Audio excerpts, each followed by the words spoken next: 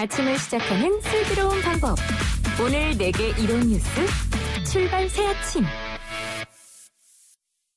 네, YTN 라디오 출발 새 아침 8시 청각 3부 문을 열면서 안내 말씀 하나 드리겠습니다. 이제 YTN 라디오 출발 새 아침을 프리미엄 콘텐츠 OTT인 웨이브로도 들으실 수 있습니다. 웨이브 쓰시는 분들은 언제 어디서든 편하게 YTN 라디오 찾아주시길 바라면서 자, 경제 박뉴스 지금 만나보겠습니다. 알면 대박, 모르면 쪽박. 경제 박뉴스.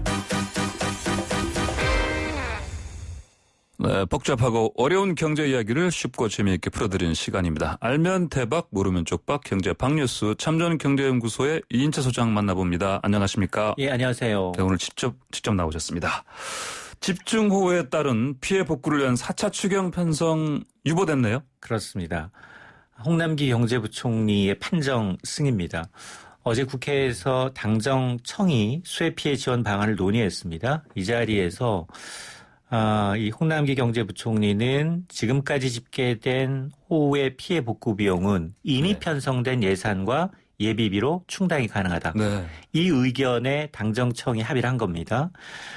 문재인 대통령도 비슷한 얘기를 했는데요. 이재명을 위로하는 자리에서 아직은 정부, 지자체 예산이 충분히 비축돼 있기 때문에 일부 정치권에서 제기되고 있는 4차 추경 편성 가능성에 대해선 선을 그었습니다.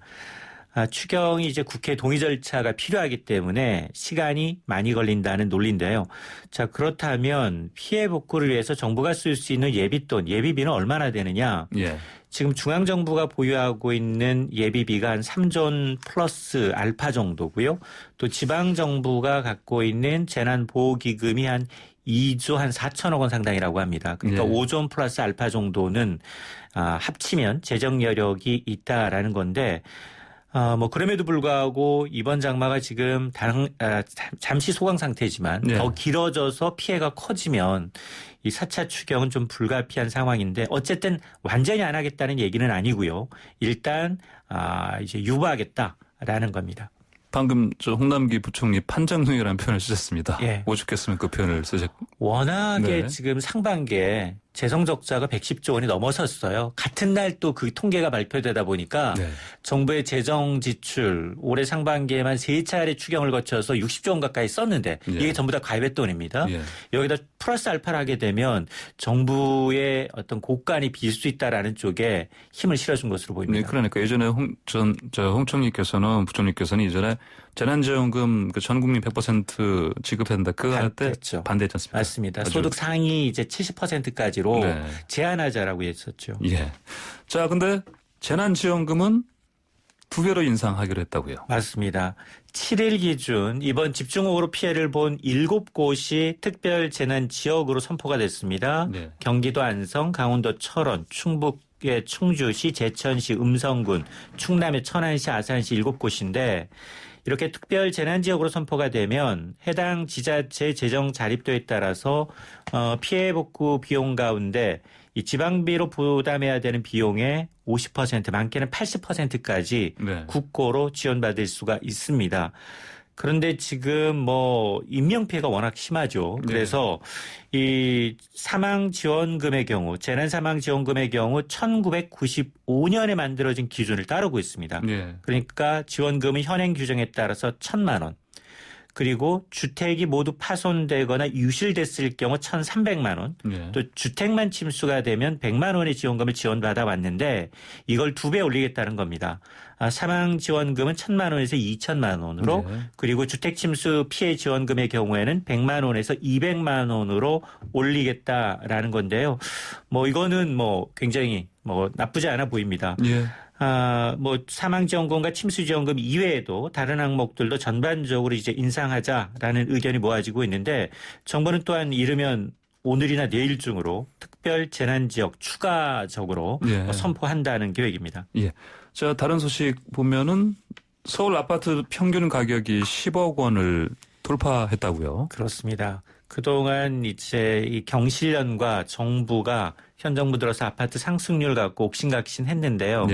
이 조사는 민간 조사업체 분석 결과입니다. 부동산 114가 지난달 말 기준 서울 아파트의 평균 가격이에요. 네. 이거는 전부 합쳐서 중간 가격, 중위 가격이 아니라 그러니까요. 중위 가격은 그냥 가격을 있는 일렬순으로 건데. 했을 때 정확하게 중간에 있는 네네. 가격이라면 이건 평균을 낸 겁니다. 예. 이게 지난달 말 기준 10억 509만 원이라는 겁니다. 예. 처음으로 이제 10억 원을 돌파했는데 지난 2013년만 하더라도 5억 1천만 원 수준이었는데 7년 만에 2배 가까이 오른 겁니다. 현 정부 출범 첫 해연 2017년에 7억 125만 원에서 10만 원이었으니까 예. 3년간 거의 3억 원 가까이 올랐는데요. 역시 구별로 보게 되면 강남구가 가장 비쌉니다. 강남구의 평균 아파트 가격은 20억 1,700만 원이 넘습니다. 그리고 서초구, 송파구, 강남 3구가 가격이 가장 높고 그리고 우리가 이제 마, 용, 성이라고 하는 예. 마포구, 용산구, 성동구, 예. 광진구 이 6개 자치구가 평균 가격이 10억 원을 웃돌았습니다. 자, 그럼 이걸 어떻게 계산하는 거냐? 지난달까지 실제로 이루어진 매매 가격, 예. 그리고 회원 중개업소를 통해서 받은 적정 시세, 그리고 자체 조사를 종합해서 산정했다는 건데요. 자, 이런 추세 어떻게 봐야 될까? 물론 강남 3구는 20억 원을 돌파한 데도 있습니다만 이게 주로 2, 3년 사이에 재건축 사업을 통해서 새 아파트로 탈바꿈하다 보니까 예. 이 새 아파트들이 서울 아파트값 상승을 좀 주도한 측면이 있다라는 거고요. 예. 그러다 보니까 정부는 9억 원 이상 아파트에 대해서는 면밀히 들여다보겠다는 겁니다. 네. 자, 코로나19가 이제 오랫동안 계속되고 있는데 고용시장 충격이 계속되고 있는 거죠? 맞습니다. 예. 7월 고용 동향이 발표가 됐습니다. 지난달 취업자 수가 1년 전에 비해서 27만 7천 명이 줄었습니다. 예. 지난 3월부터 5개월 연속 감소세고요. 글로벌 금융위기 여파가 남았던 2009년에 8개월 연속 감소 이후에 11년 만에 최장기 감소입니다. 예. 다만 이제 감소폭은 3개월째 줄어들고 있는데요. 특히 숙박, 음식업, 도소매업 여전히 일자리가 줄고 있고요. 특히 고용원이 있는 자영업자가 줄어들고 또 고용원이 없는 자영업자가 늘어나는 현상으로 봐서 특정 계층에 대해서 코로나 타격이 장기간에 걸쳐서 나타나고 있다라는 거고 또 연령대별로 보게 되면 60대 이상만 일자리가 늘었을 뿐 나머지 모든 연령에서 일자리가 감소했고요. 특히 7월 실업자 수는 110만 3천 명을 기록해서 7월 기준 21년 만에 최대치를 기록했는데 고용은 이 후행성 지표입니다. 예. 경기를 좀 늦게 반영을 하는데요. 특히 8월에는 역대급 긴 장마가 있었기 때문에 이번 달 고용 상황도 더 악화될 것으로 우려가 됩니다. 네. 그러니까 감소 폭이 이제 더 커질 수 있습니다. 있겠네요. 네, 알겠습니다. 자, 오늘 말씀 고맙습니다. 네, 감사합니다. 네, 지금까지 참 좋은 경제연구소 이인철 소장이었습니다. 아침을 시작하는 슬기로운 방법. 오늘 내게 이로운 뉴스. 출발 새 아침 슬기로운 인터뷰. 네, 최근 유명 유튜버들의 일명 뒷광고 논란 일파만파 커지고 있습니다. 광고 없이 단순 리뷰라고 하면서 사실은 업체로부터 돈을 받고 만든 이 영상이었다는 점에서 시청자들의 배신감이 더욱 컸죠. 자, 이에 국회에서도 뒷광고 제재 법안 마련으로 대응 나섰습니다. 관련 법률 개정안을 대표 발의하신 분 더불어민주당의 전용기 의원 연결돼 있습니다. 전 의원님 안녕하십니까? 네, 안녕하십니까. 전용기입니다. 네, 자, 이번에 뒷광고 큰 논란 됐습니다. 관련된 유튜버들이 엄청난 수의 구독자를 가진 유명인들이었고요. 마치 자기가 돈 주고 사서 쓴 것처럼 만들어서 소비자 기만했다. 이렇게 비판을 받고 있습니다.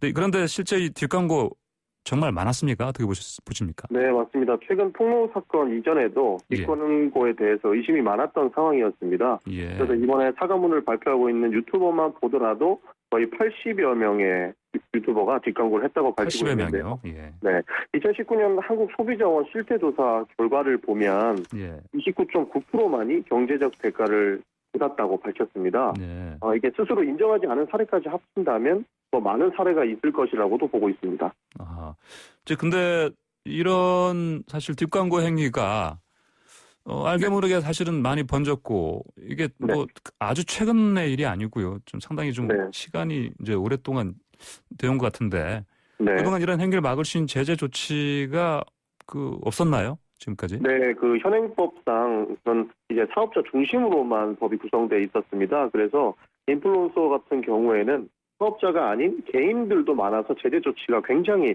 모호했었습니다. 그리고 추천 보증 형태의 광고에 대한 표지 의무 법안이 법이 아닌 공정위 고시사항이기 때문에 제재할 수 있는 법적 근거가 미비했을 수가 있었습니다. 예.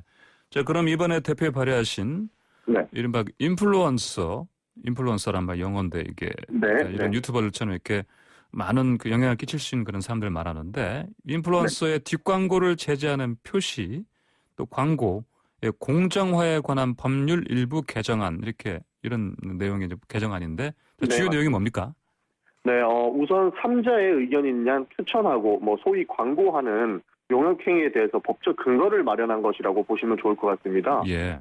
이와 함께 추천이나 보증을 받았을 경우에는 표지하는 것을 의무화했는데요. 이 표지 의무를 지키지 않았을 경우에는 1,000만 원 이하의 과태료가 부과할 수 있다. 이런 식으로 개정했습니다. 아, 그렇군요. 네. 자, 그러면 이게 대표 발의하신 법이 실제로 이제 시행되기까지 시간이 좀 걸리지 않겠습니까? 네, 맞습니다. 법안이 통과되기까지는 조금 시간이 있지만 네. 법안이 통과되고 나면은 그때부터 적용이 가능한 것으로 보고 있습니다. 구체적으로 이제 만약에 이 악성 댓글 처벌 강화가 되면요. 네. 그러면은 이 부분 제가 유튜브 뒷광고 관련해서 네. 생각해서 말씀드리는 건데 이전에 다른 또 법안 하나 발의하신 게 있습니다. 그러니까 네. 악성 댓글에 대한 처벌 강화, 골자로한 정보통신망법 일부 개정안 발의하셨는데 네. 이거는 뭐 어떤 내용입니까? 악성 댓글을 달아도 이제 법적으로 처벌할 수 있는 조항이 없었습니다. 그래서 자살 방조죄에 해당하는 악플로서 이제 피해자가 자살까지 이르렀을 경우에는 그 자살 방조죄에 준하는 법적 제재를 이제 책임을 질 수 있게끔 만들었습니다. 예. 이것은 이제 표현의 자유와도 연관이 되어 있는데요. 예. 모든 자유에는 책임이 따른다는 것을 자살 방조죄에 덧대어서 이제 개정을 했습니다. 예. 자, 다음 질문은요. 지금 전 의원께서는 네. 이번 국회에서 20대 국회의원 중 한 분이시고 네. 그래서 당연히 그 청년들을 위한 노력에 앞장서시는 분이신데 네. 사실 뭐 그동안에 전 의원께서도 뭐 개인 사업도 해보셨고 네. 뭐 이런저런 많은 그 어려움을 겪으셨는데 네. 그런 경험을 가지신 분으로서 앞으로 이 청년들을 위한 어떤 뭐랄까요 사회 전체적인 어떤 지원책 같은 거 이런 네. 것들 많이 지금 생각하시고 있을 것 같은데 어떤 것들이 있습니까? 저는 보통 청년들이 이번 생은 망했다라는 이야기를 많이 하는데요. 저도 이생망이요. 네. 네, 거기서는 굉장히 깊은 공감을 하고 있습니다. 예. 그래서 저는 이를 바꿔보고자 정치권에 발을 들이게 됐는데요. 예. 이런 상황을 공유하는 2030 세대의 목소리를 당이나 정부에게 전달하는 역할을 지금 하고 있습니다. 예. 그래서 당과 정부가 청년들을 위한 정책을 잘 펼칠 수 있도록 노력하고 있고요. 이제 개별적으로는 청년들의 현안인 문제에 주안점을 좀 두고 있습니다. 그래서 코로나19 시기에 대학생 등록금 환급에 대한 근거 법령이나 월세 부담이 큰 청년들을 위해서 한시적으로 월세가 밀려도 강제 퇴거를 막아주는 주택임대차 보호법을 발의했고요. 예. 그 외에도 청년들의 관심사인 게임이라든지 군인 복지, 그다음에 중고거래 사기 방지법 같은 2030이 공감할 수 있는 내용들을 저희는 준비 중에 있습니다. 네, 그렇군요. 네. 자, 21대 국회 전 의원님처럼 이른바 2030 국회의원 말씀하신 것처럼 13명이죠? 네, 그렇습니다.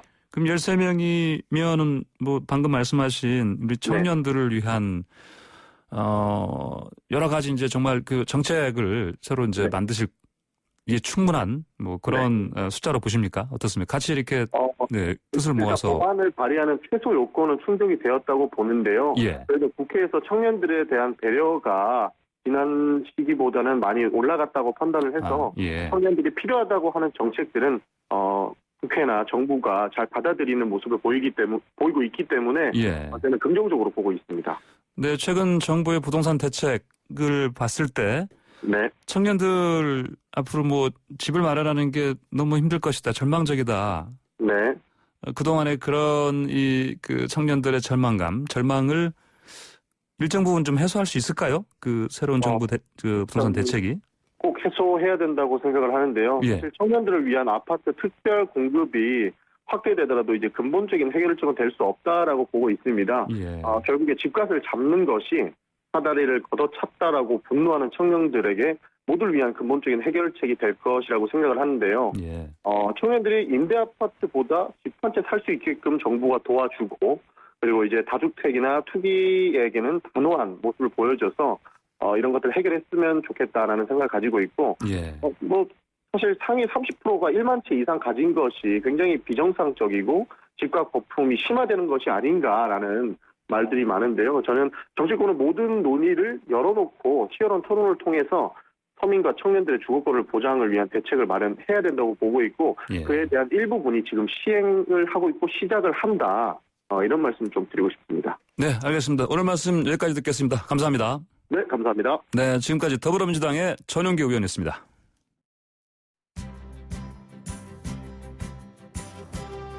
슬기로운 출근길, 출발 새 아침은 청취자 여러분과 함께 만들어갑니다. 짧은 문자 50원, 긴 문자 100원에 유료 문자 샵 0945, 우물정 0945로 문자 보내주시거나 유튜브 보이는 라디오 댓글창, YTN 라디오 어플리케이션 예스를 통해 여러분의 목소리를 들려주세요. FM 94.5MHz YTN 라디오 출발 새 아침, 잠시 후 계속됩니다.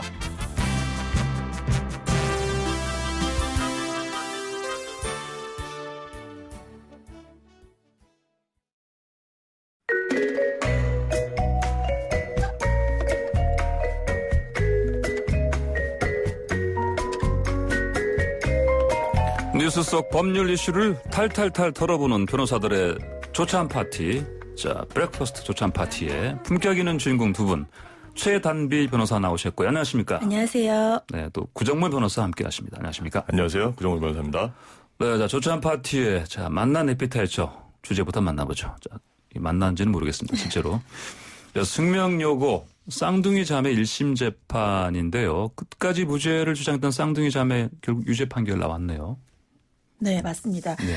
이 쌍둥이 자매 같은 경우에는 계속해서 일관되게 무죄를 주장해 왔습니다. 그래서 원래는 이 쌍둥이 자매가 미성년자이기 때문에 이 소년부에서 재판을 받고 있었는데 그때도 무죄를 계속해서 주장을 해서 이 형사 재판이 필요하다라고 해서 이번 재판을 받게 된 건데요. 예. 무죄를 주장했던 쌍둥이 자매의 주장과는 달리 재판부는 이 쌍둥이 자매에게 유죄 판결을 선고를 했습니다. 그래서 어제 징역 1년 6월에 집행유예 3년 그리고 사회봉사 240시간을 선고를 받았고요. 예. 재판부는 유죄 판결을 하면서 이 공정한 경쟁을 박탈하고 학교 시험에 업무를 방해했다라고 하면서 공교육에 대한 재판 신뢰를 무너뜨리는 결과를 초래했다라고 예. 사안의 중대성을 지적을 했습니다. 네, 유죄 판단의 근거가 업무 방해. 그리고 또 방금 뭐라고 하셨죠? 업무 방해이고요. 혐의는, 공교육의 신뢰를 무너뜨려서 사안이 굉장히 중대하다라고 판단을 했습니다. 공교육의 신뢰를 무너뜨렸다.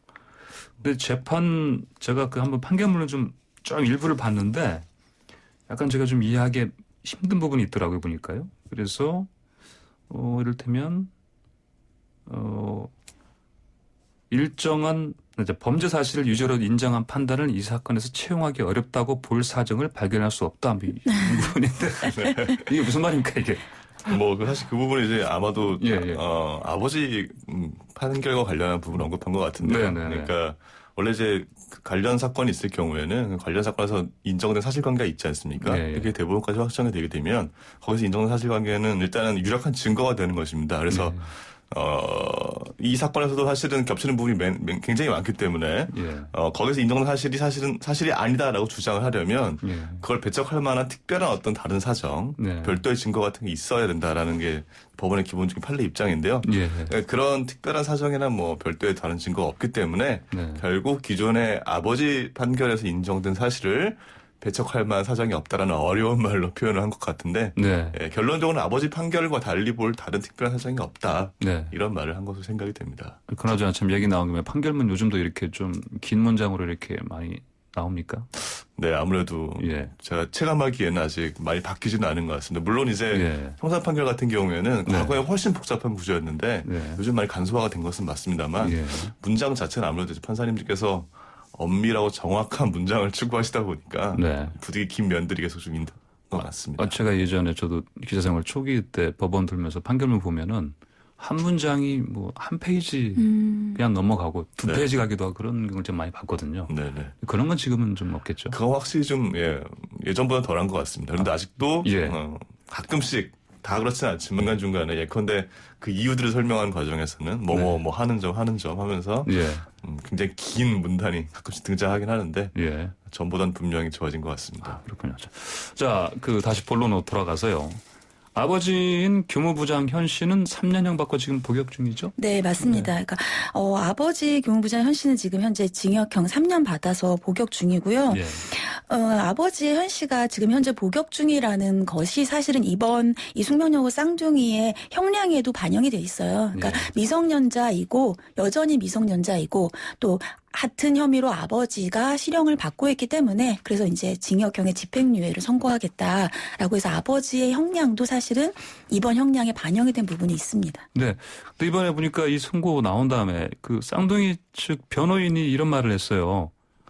대법원 확정 판결에 숨어서 도피성으로 판결한 것이다. 이 표현은 이게 뭡니까 이건? 이게 이제 앞서서 예. 말씀해 주신 거랑 같은 내용인데 예. 사실은 모든 사건은 다 다른 사건입니다. 그래서 아버지와 쌍둥이가 같은 혐의를 받고 있다 하더라도 아버지 사건이 유죄라고 해서 반드시 쌍둥이 사건이 유죄일 수는 없어요. 예. 다른 판결을 할 수가 있는데 하지만 앞서서 이제 변호사님께 설명해 주신 것처럼 이번 재판부가 아버지의 재판부에서 판단한 사실을 봤더니 그 사실이 우리의 증거로 반드시 사용되지 않으리라고 보낼 수 있는 사정이 없다는 거예요. 예. 그 판단을 우리의 판단으로 차용해도 괜찮겠다라는 얘기인 것이고요. 예. 하지만 변호인들은 유죄 확정적인 증거가 자기들이 보기에는 없는데 변호인이 보기에는 없는데 단순히 아버지의 대법원의 확정 판결에 숨어서 지금 현재 1심 판결이 이 대법원의 판결과 다른 배치되는 판결을 하면 항소심이 올라가서 기각될 우려가 있으니까 예. 그것을 면하기 위해서 유죄 확정적인 증거가 없는데도 쌍둥이들도 유죄로 판단을 했다라고 이제 주장을 하는 것이죠. 그래서 대법원 확정 판결에 숨어서 기각될 우려에 도피를 한 것이다라고 주장을 한 걸로 보입니다. 근데 이런 식으로 표현이 한 번씩 나옵니까? 사실은 관련 사건이 있을 경우에 보통 네. 변호인들이 반드시 이미 인정된 사건에 대해서 사실은 거기서 만약에 유리하게 인정이 되었다고 한다면 이 유리한 사실이 인정됐으니까 그대로 처하해 주십시오 주장을 한다거나 네. 반대로 불리한 사실이 인정됐을 경우에는 그것과 우리는 다른 사정이 있거나 혹은 네. 그것을 미처 판단되지 못한 다른 증거가 있으니까 다르게 판단해달라고 보통 주장을 하게 되거든요. 그래서 그런 주장을 분명히 했을 것이고 그 주장에 대한 판단을 재판부가 판결문에 기재한 것으로 생각됩니다. 이야, 그렇군요. 자, 그럼 쌍둥이 자매 항소할까요?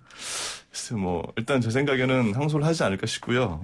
일단 언론 인터뷰를 통해서는 변호인이 당사자 본인들하고 상의를 한 다음에 결정을 하겠다고 했습니다만 사실 이 집행유예형이라고 하는 게 어떻게 보면 가벼워 보일 수도 있지만 사실은 법적으로 양형 기준에 봤을 때 굉장히 중한형이기도 하거든요. 예, 특히 이제 또 판결문에 기재되어 있는 부분들을 보면 양형 사유에서 미성년자라는 당시 사정이라든가 아니면 이미 퇴학 조치까지 받았다라는 어떤 그런 것도 언급이 되어 있고 또 특히 이제 유출 자체에 직접 관여할 정황은 없는 것이 아니냐 유출된 것을 나중에 이용했을 뿐이지 않느냐 이런 것들도 적시가 되어 있거든요. 그러니까 그런 것을 비춰봤을 때는 변호인 입장에서는 충분히 이런 것을 고려했을 때는 양형이 좀 과다한 것이 아니냐라고 주장할 여지도 있어 보여서 제가 항소를 할 것으로 아마 생각이 됩니다. 하긴 이제 끝까지 사실 쌍둥이 이 자매는 그렇게 얘기했지 않습니까? 무죄다 얘기를 했었고. 네네. 근데 재판부에서는 그동안에 이를테면 그 성적이 중상위권에서 갑자기 1등으로 둘 다 1등이 됐지 않습니까? 그런 부분을 봤을 때도 여러 가지 정황을 봤을 때 이건 분명히 유출이 맞다 이렇게 판단한 것 같은데요. 네네. 근데 한 가지 저는 사실 이야기 나온 김에 하필 아버지가 재직하시는 학교에 또 딸들이 갔지 않습니까? 이게 사실은 이 케이스만 가지고 사실 일반화할 수는 없겠지만 다른 학교들에서도 사실은 보면은 이제 부모가 선생님이고 자녀가 학생인 것도 있거든요. 네, 있죠. 이런 것들도 사실 제도적으로 좀 보완이 필요하지 않나 이런 생각이 또 들기도 했어요. 그러니까 사실은 이때 그 얘기가 굉장히 많이 나왔어요. 그러니까 부모가 학교 이제 선생님으로 있는 경우에 네네. 자녀들의 성적에 영향을 미치면 안 되는 건 당연하지만 미칠 수 있는 우려가 있다라는 사건들이 이제 있기 때문에 네. 그러한 같은 학교에 재학하지 못하도록 하는 네네. 그런 좀 제도가 필요하지 않나라는 지적들이 있었고요. 아직까지 그 제도가 뭐 시행되거나 네. 뭐 본격적인 논의가 되고 있지는 않는 것 같습니다. 그러니까요. 그렇죠. 저도 이제 제도 개선이 필요하다는 것이 얘기가 됐었고 어느 정도까지 보완이 됐는지 모르겠습니다만 아마 그때도 이런 논의가 있었던 걸로 생각됩니다. 그런데 네. 이제 시골 같은 경우에 학교가 거의 없기 때문에 네. 부모가 학교에서 교사라는 이유만으로 막 10km 밖에 있는 학교까지 갈 수는 없지 않겠느냐. 네네. 반면 서울은 그렇지 않으니까 지역별 형평에 맞게 어떤 가이드라인이 필요할 것 같다. 그런 얘기들이 됐었던 걸로 생각이 됩니다. 그러니까요. 사회적으로 여러 제도를 보면 이른바 재척이라고 해서 네네. 아예 이렇게 관련자는 아예 네. 그 어떤 관련된 사안에서 빼는 그런 제도들이 그렇죠. 많이 있지 않습니까? 근데 네네.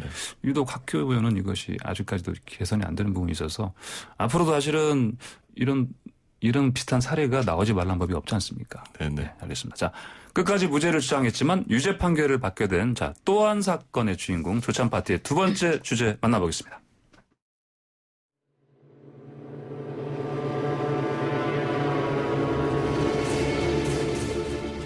목포 부동산 투기 혐의 등으로 재판에 넘겨진 손혜원 전 의원에게 징역 1년 6개월의 실형이 선고됐습니다. 하지만 1심 재판부는 직무상 엄격한 도덕성을 유지해야 할 손 전 의원이 업무 처리 중 알게 된 비밀을 이용해 시가 상승을 예상했다고 판단했습니다. 유죄를 얘기하면서 이제 하시는 그 판사님 말씀을 이렇게 좀 들으면서 저라는 인간이 세상에 참 이해되기 어려운 인간이구나라는 생각을 좀 했어요. 이분이 얘기가 내가 보안의 여부를 결정한 사람이고 이거는 보안이 아니다. 나는 보안이 정복이었던 사람이다. 이렇게 얘기를 했어요. 그 사람 한 사람의 얘기로도 이것이 보안 자료가 아니라는 거 58일 건 너무나 명확한 얘기인데 재판부는 어쨌든 받아들이지 않았네요. 안 했어요. 예. 저는 뭐 계속 하는 일은 계속 할 거고 이 재판은 재판대로 또 제가 소명하면서 나가야 되는 것이죠.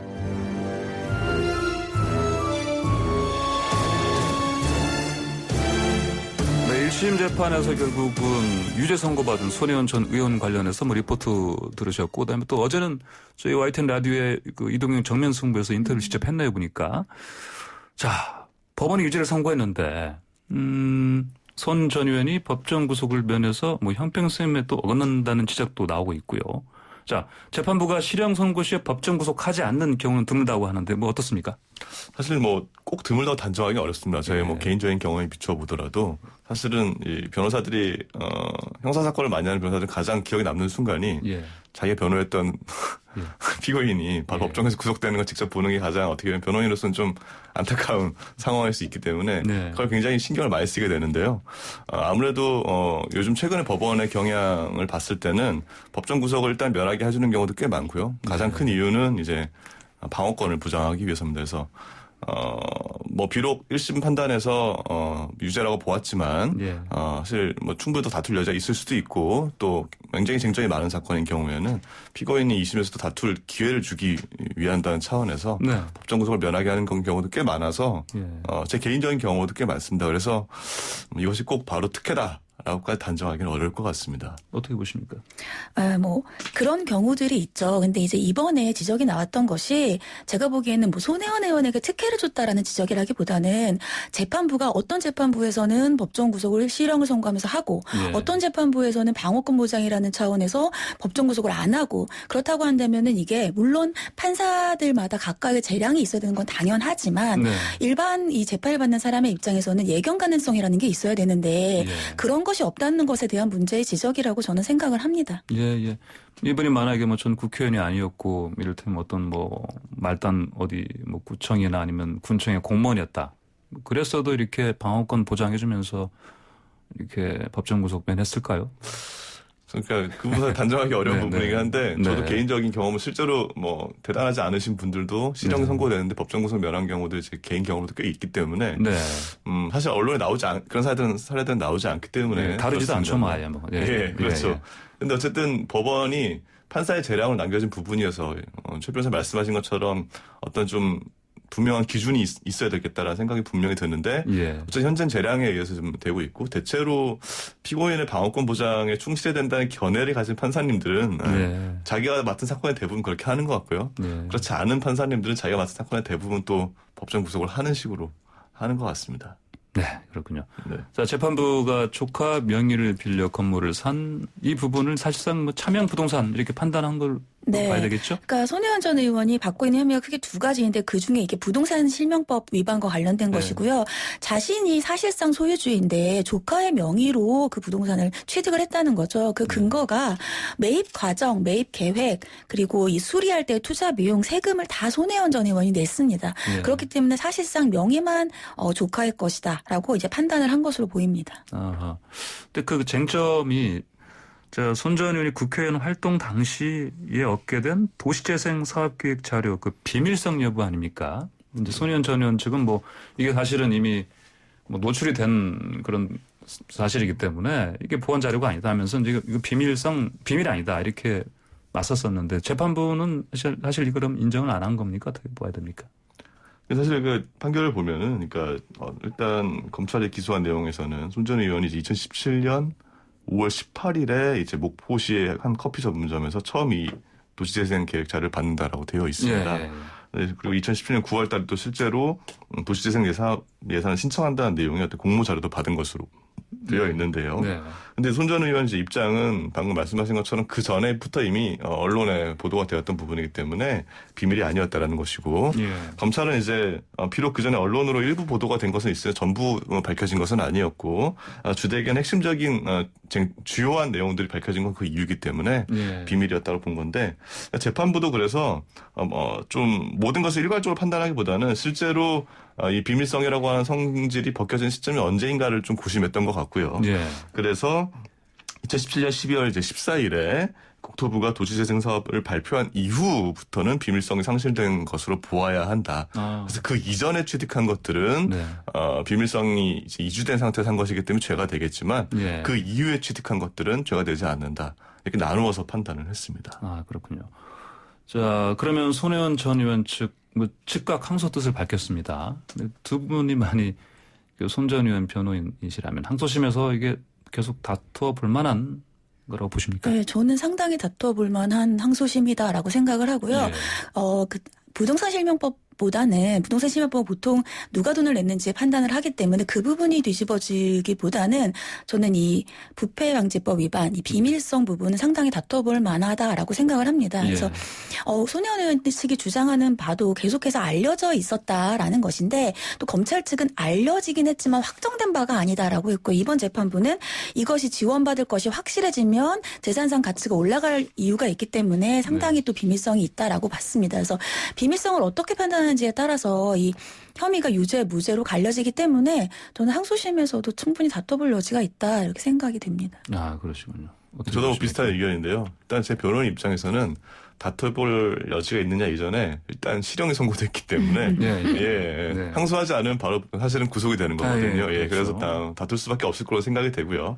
또 법리적인 쟁점도 최 변호사님 잘 말씀해 주신 것처럼 사실은 이제 비밀성에 관한 것을 언제부터 판단을 할 건지는 판례의 입장이 사실은 조금씩 달리 볼 여지들이 사실 있긴 합니다. 그러니까 지금 재판부에서 원용하고 있는 사실 입장도 사실은 과거에 그러니까 인터넷 언론 같은 것이 좀 활발하게 되게 이루어지지 않아서 정보를 되게 손쉽게 언론을 통해서 취득하기 어려웠던 시절에 나온 판례들이 보통 원용이 되는데 지금은 옛날과 그래서 지금은 일반인들이 언론을 통해 접하는 정보의 어떤 정확성이라든지 이런 것들이 과거와 좀 비교하기 어려운 부분도 있기 때문에 항소심에서 법리적으로 공방이 충분히 가능한 부분이라고 생각이 됩니다. 네, 비밀성 여부 관련해서. 그렇습니다. 그럼 만약에 또 혹시 이것도 가정이지만 항소심에서 또 유죄.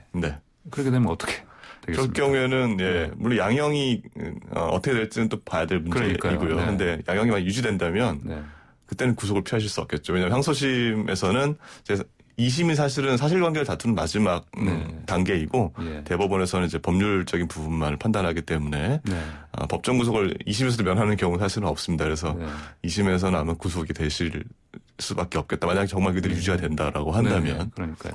그럴 것으로 생각이 됩니다. 어떻게 보십니까?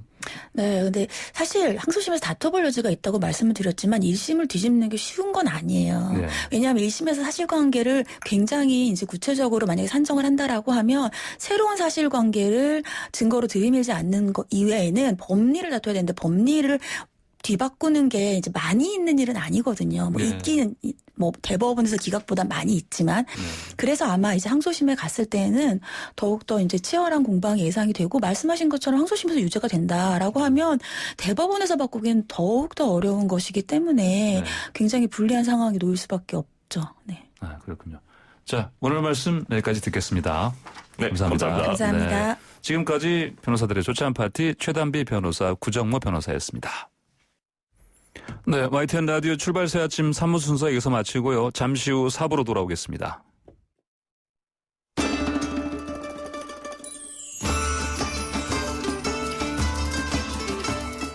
뉴스 탐구 생활. 바른 역사.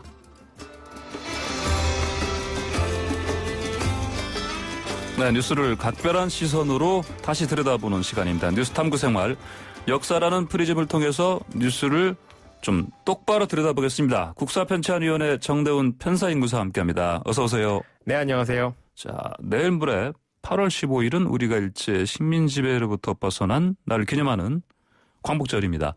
1945년 8월 15일이죠. 하지만 8월 15일을 광복절이 아닌 건국절로 기념해야 한다는 주장도 제기되고 있습니다. 자, 오늘 뉴스 탐구 생활 시간에는 이 논란 정리해 주시는 거죠? 네, 사실 저희 코너에서 네. 이렇게 좀 치열하게 의견이 맞서는 그런 주제는 잘 안 다루려고 그러니까요. 노력하는 편이고요. 네.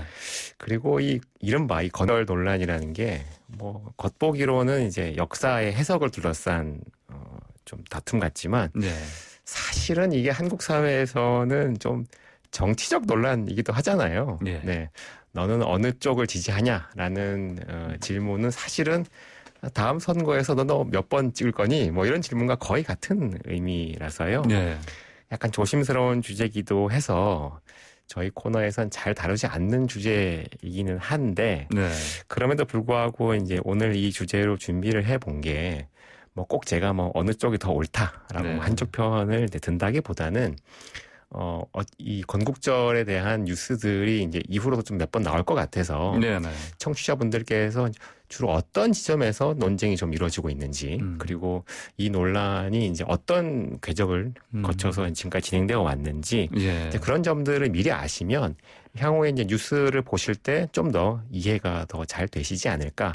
그리고 이런 주제를 가지고 좀 생각이 다른 분들과 좀 이야기를 나누실 때도 네. 좀 더 좀 건전하고 좀 합리적으로 좀 토론이 되는데 조금이라도 기여할 수 있지 않을까 네. 이런 마음으로 조금 준비를 좀 해봤습니다. 광복절과 건국절을 주장하는 분들의 어떤 논리라든지 네. 이런 부분들을 좀 살펴보고 그러고서 이 논란 자체를 가지고 지금은 사실상 뭐 어느 쪽이 옳다 그렇다 이렇게 하기는 힘드시고요. 네. 네. 알겠습니다. 자, 그럼 먼저 네. 건국절 논란의 그 내용부터 방금 말씀하신 것처럼 간단하게 좀 정리 좀 해주시면 어떨까요? 네, 좀 차분하게 정리를 한번 해보겠습니다. 예. 자, 8월 15일. 이 8월 15일이 이제 국가적으로 이제 기념하는 이런 날이 된 이유는 일단 먼저는 1945년 8월 15일이 네. 중요하죠. 왜냐하면 이 날이 우리가 일제의 식민 지배에서 벗어난 날이기 때문입니다. 그래서 역사적으로 아주 중요한 날이 당연하죠. 그런데 이 날로부터 꼭 3년 뒤인 1948년 예. 8월 15일에 네. 대한민국이 수립되고 정부가 출범을 했죠. 이 1948년 8월 15일에 있었던 이 일을 어떻게 이름을 붙일 거냐가 이제 이 논란의 핵심이라고 볼 수가 있어요. 예. 어떤 사람은 이거를 이제 대한민국 정부 수립이다라고 표현하시고 또 예. 어떤 분들은 이거는 건국이다라고 표현을 하시는 거죠. 먼저 이 날을 대한민국 정부 수립이다라고 보는 입장부터 설명을 해드릴게요. 예. 아마 제가 아는 바가 맞다면 지금 이제 역사 교과서 지필 기준도 네. 대한민국 정부 수립으로 서술하게 되어 있고 예. 정부에서도 뭐 여러 가지 루트를 통해서 공식적으로 이제 대한민국 정부 수립이라는 표현을 쓰고 있죠. 그래서 뭐 대부분의 뭐 정부에서 나오는 뭐 발표라든지 네. 그런 거에서 이제 대한민국 정부 수립이라는 표현을 더 많이 쓰고 있는데요. 헌법에도 그렇게 나와 있잖아요. 그렇죠. 예. 이 표현을 이제 사용하는 이유가 예. 헌법 전문 때문에 사실 그렇습니다. 예. 우리 헌법은 헌법 전문을 통해서 대한민국은 임시정부의 법통을 계승했다라고 이제 명확하게 선언을 하고 있죠. 예. 그러니까 1948년 이전에도 대한민국이라는 국가의 정체성과 정통성이 임시정부를 통해서 확고하게 유지되고 있다라고 얘기하고 있는 거죠. 그래서 이런 입장을 좀 더 끌고 나가면 이런 말씀도 하시는 분이 있죠. 그러면 대한민국이라는 국가가 수립된 시점이 언제냐? 그것은 임시정부가 수립된 1919년이다. 이렇게도 이야기를 하고 있죠. 그래서 실제로 이제 문재인 대통령께서도 뭐 여러 루트를 통해서 이제 발언을 하실 때도 대한민국의 건국은 1919년으로 보는 게 옳지 않겠는가? 이런 입장을 많이들 얘기하고 계시죠. 자, 그러면 1948년 8월 15일을 건국이라고 해야 된다. 이쪽 주장은 뭐 어떤 내용입니까? 요 주장은 48년 8월 15일에 건국됐다. 즉 국가가 만들어졌다라는 이제 주장이잖아요. 그러니까 그 전에는 국가가 없었다. 그러니까 없던 국가가 새로 만들어졌다라는 주장이죠. 그 식민 지배 당시인 1919년 임시정부는 그럼 국가가 아니다. 네, 그렇죠.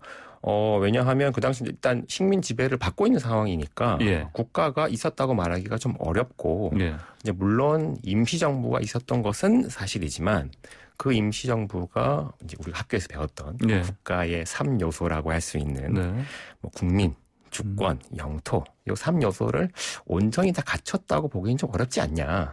이런 지적인 거죠. 그리고 그 임시정부가 이제 우리가 흔히 알고 있는 이제 보통 선거에 기초한 것도 아니었기 때문에 좀 온전한 의미의 정부나 국가로 보기는 좀 어렵다라는 지적입니다. 그리고 그 당시에 뭐 다양한 독립운동 세력들과 사람들이 있었지만 임시정부가 그 독립운동 전체를 다 포괄했다고 보기도 좀 어려운 면이 있지 않냐. 그런 얘기를 하시는 거죠. 그러니까 1945년에 식민 지배가 끝났고 이제 북한 체제와도 단절을 하고 38선 이남에 선거를 하고 헌법을 만들고 이런 과정들이 국가가 만들어지는 과정이었다라는 거죠. 그러니까 이 건국이라는 표현 굉장히 좀 어마어마한 느낌이 좀 있는 그런 건국이라는 표현의 뉘앙스에서 느껴지시겠습니다만은 그러니까 이 주장에는 이제 8월 15일이라고 할 때는 1945년에 식민지에서 해방된 것보다는 48년 대한민국 수립이 훨씬 더 중요하다. 이제 이런 의미가 이제 깔려 있습니다. 그래서 8월 15일에 이제 기념일의 이름도 광복절이 아니라 건국절로 바꿔야 한다라는 거고요. 그리고 이런 주장을 하시는 분들이 실제로 이제 건국절로 명칭을 바꾸는 법 개정을 추진한 바도 있죠. 아, 그렇군요. 자, 그 방금 이제 두 주장을 살펴봤는데 그럼 이 논쟁이 언제부터 시작된 겁니까? 그러니까 요걸 한번 찾아보시면 생각보다 이 건국절 논란이라는 게 그렇게까지 오래된 논쟁이 아닙니다. 그러니까 이게 무슨 48년에 시작된 일이니까 그때부터 논쟁이 있지 않았을까라고 생각하실 수도 있지만 막상 찾아보면 이것이 논란이 되고 논쟁이 된 것은 한 2007년, 2008년 정도의 일입니다. 그러니까 한 2, 3년 정도밖에 안 된 일인 거죠. 그러니까 지금이야 이게 뭐 정치적 입장에 따라서 입장이 다 갈려 있지만 그 이전 한 2000년대 중반 이전까지만 해도 대한민국 정부 수립이냐 혹은 건국이냐 한 그 차이가 사람들 그렇게 그 차이를 크게 생각하지 않았던 것 같아요. 지금이야 이제 그 뉘앙스 차이를 엄격하게 따지지만 그 이전까지는 그 두 개의 표현을 특별히 구분해서 쓰지는 않았던 것 같습니다. 실제로 이제 당시였던 48년 전후만 해도 뭐 대한민국 정부 수립, 건국, 재건 이런 표현들이 막 섞여서 사용되고 있거든요. 이제 그러다 보니까 어느 표현이 더 예전에 많이 사용됐냐 이런 식으로 논쟁이 흘러가 버리면 사실 이 논쟁은 끝이 안 납니다. 왜냐하면 서로 발레를 얼마든지 찾아낼 수가 있거든요. 이거를 뭐 단순하게 뭐 진보와 보수의 차이로 설명하자고 하면 뭐 예를 들어서 뭐 박정희 전 대통령도 정부 수립 이런 표현 쓴 적이 있고요. 김대중 전 대통령도 건국 이런 표현 쓴 적이 있습니다. 이렇게 발레는 너무 많죠. 근데 그게 이제 어떤 한 2007년, 8년 정도 시점부터 그 여당과 야당, 뭐 진보와 보수 이런 관점과 결부되면서 치열한 정치적 대결 혹은 이념 대결로 번지게 된 겁니다. 이제 그러다 보니까 이 논쟁은 순수하게 좀 역사적인 사실에 대한 혹은 해석의 차이 이런 거라기보다는 내가 지금 가지고 있는 정치적 입장, 어느 정당을 지지하느냐에 따라서 그 입장이 먼저 있고 거기에 맞춰서 역사적인 해석이 맞춰져 가는 게 아닌가. 네. 그러니까 이런 의심도 좀 있어요. 그 역사학계에서도 이런 점을 네. 좀 많이 우려하고 있습니다. 자, 그러면 역사학계 입장은 어떻습니까?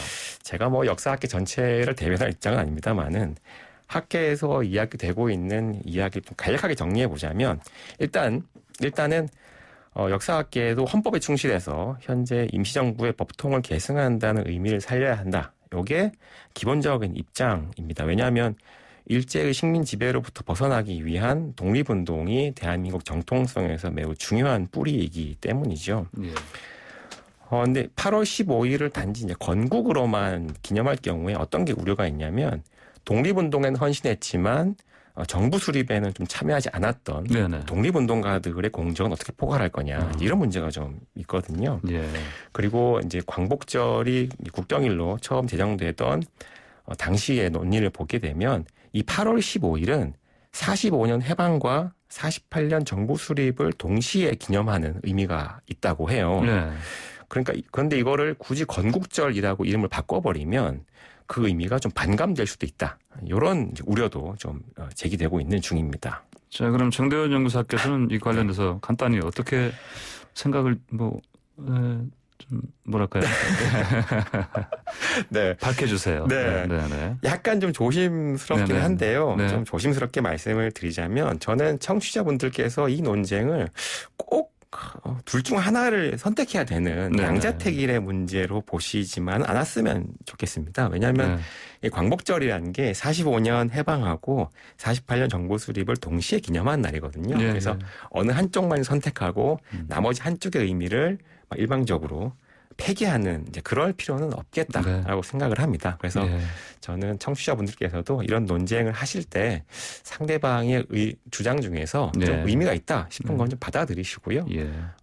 내가 생각이 다르다고 해서 나머지는 일방적으로 다 갖다 버리는 그렇게만 하지 않았으면 좀 더 건전하게 토론이 되지 않겠나 이렇게 생각을 합니다. 네, 알겠습니다. 오늘 말씀 감사합니다. 네, 감사합니다. 네, 지금까지 국사편찬위원회 정대훈 편사연구사였습니다. YTN 라디오 출발 새 아침 저희가 준비한 소식은 여기까지입니다. 연이은 폭우로 물속에 잠겨있던 잠수교가 12일 만에 수면 위로 올라왔습니다. 하지만 아직 장마가 끝나지 않은 만큼 통행 재개 여부는 좀 더 지켜봐야 한다는데요. 자, 이어지는 56분 날씨와 교통정보에서 관련 내용 계속해서 전해드리겠습니다. 출발 새 아침은 내일 아침 7시 정각에 변함없이 슬기로운 내용으로 다시 찾아뵙겠습니다. 저는 황보선이었습니다. 고맙습니다.